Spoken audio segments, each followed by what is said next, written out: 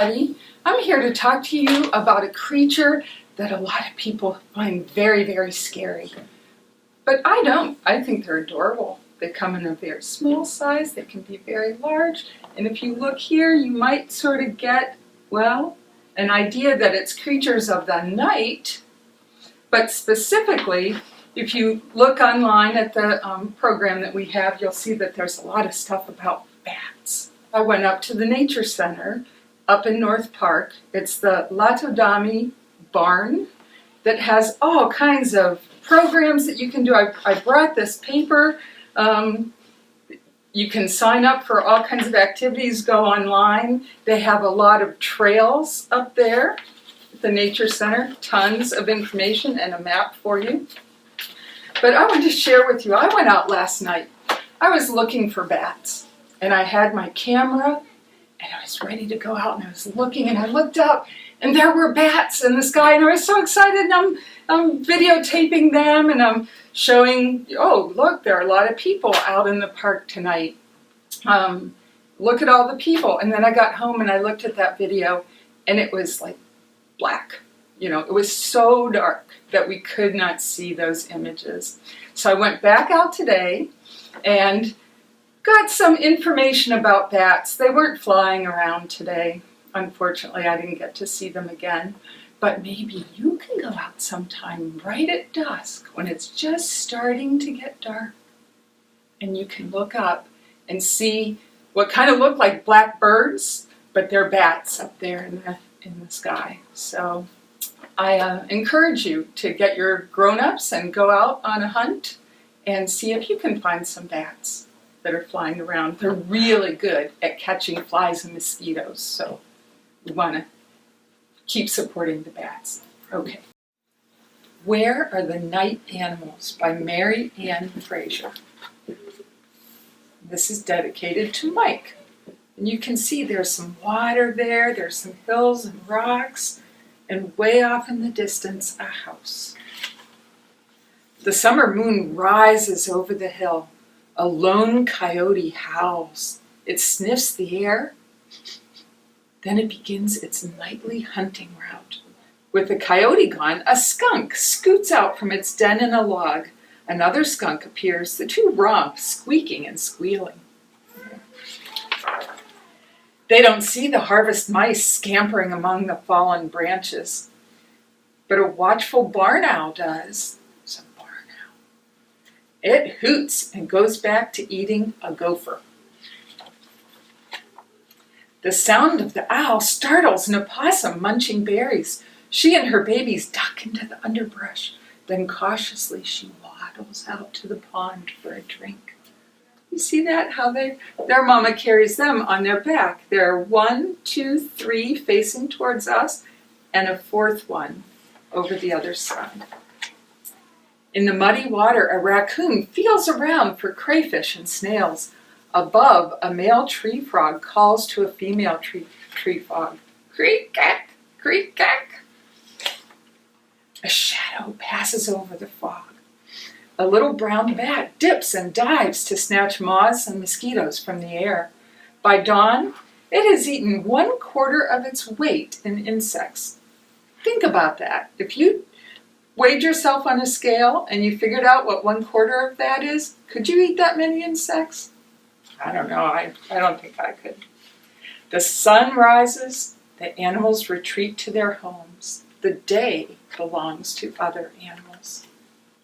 Some animals are more active during the day. They are called diurnal. That's us. We're usually more active in the day. Animals that are more active at night are called nocturnal. They have adapted to life in the dark.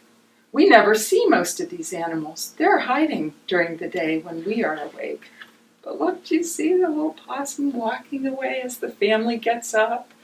There's the bat, or I guess as they go to bed. What do you think?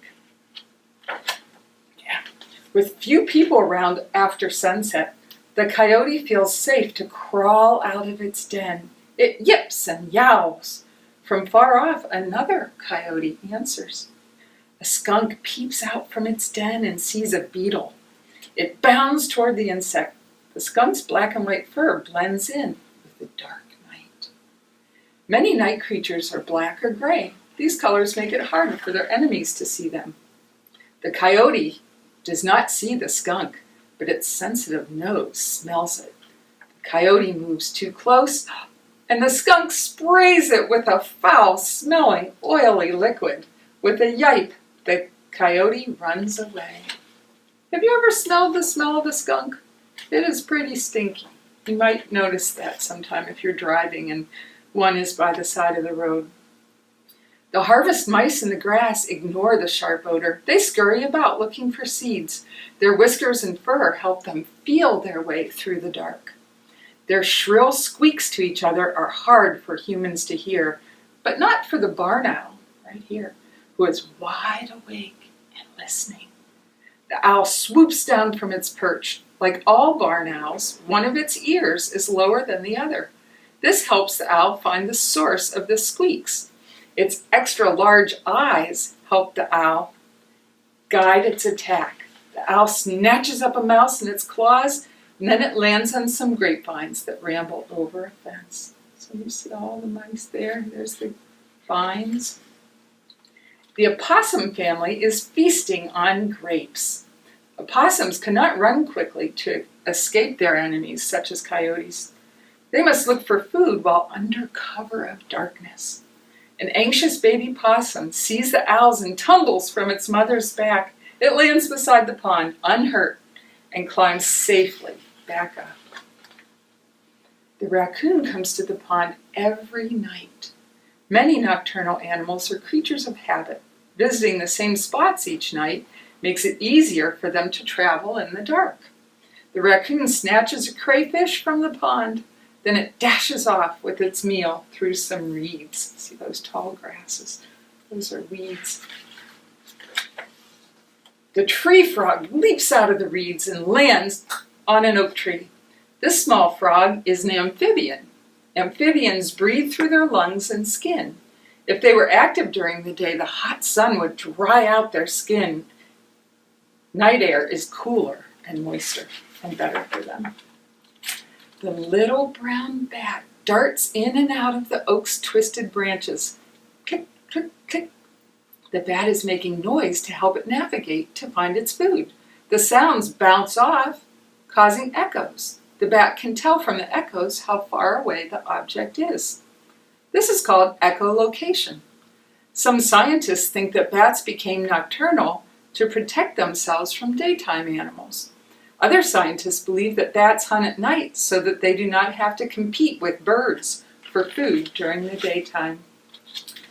The moon fades from sight as the sun rises. The creatures of the night begin to seek out their dens and their burrows.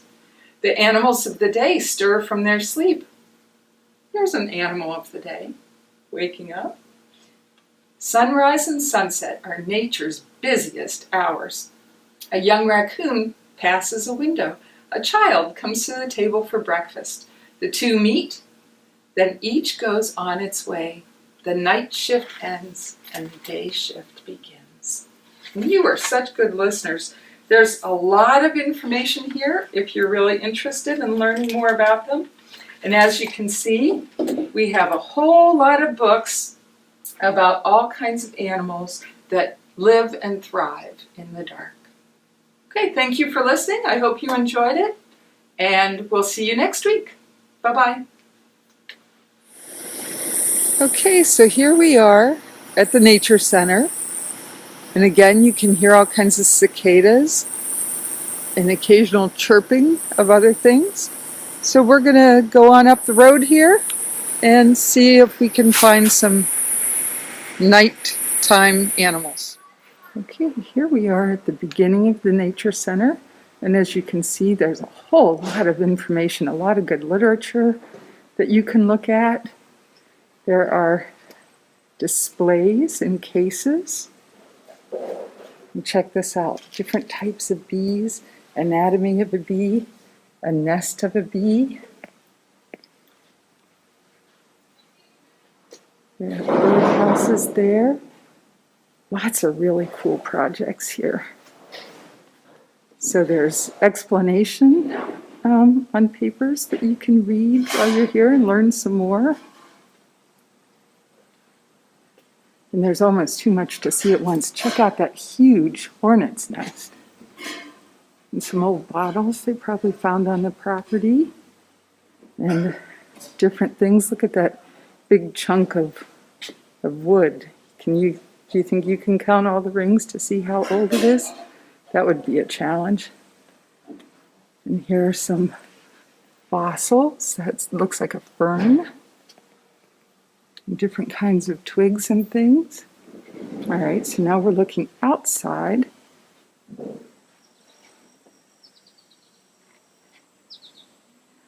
lot of birds chirping and flying. Look at this cool thing. It goes up from the barn. Wow. Okay. More things to look at and learn. Oh, there's some monarch love here. Oh, and look, the milkweed. All right, and out the other window. And then I'm going to take you outside for a bit. Sorry, I couldn't resist that. That's really intriguing. And then here's that big, long, very old totem pole. And some bee houses, human-made and bee-made. There you go.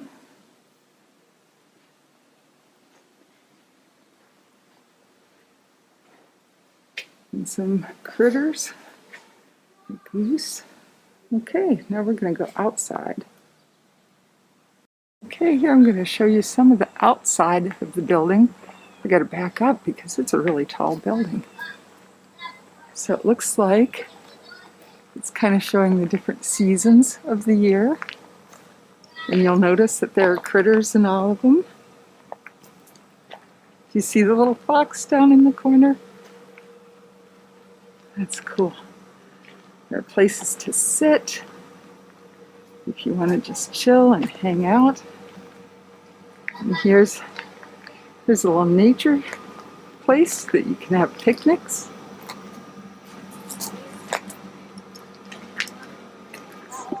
Okay, so there's the barn. There's a really neat pollinator garden there and a bird house. And here you can see that there's a path carved out for you. And you can hear some chittering of birds around.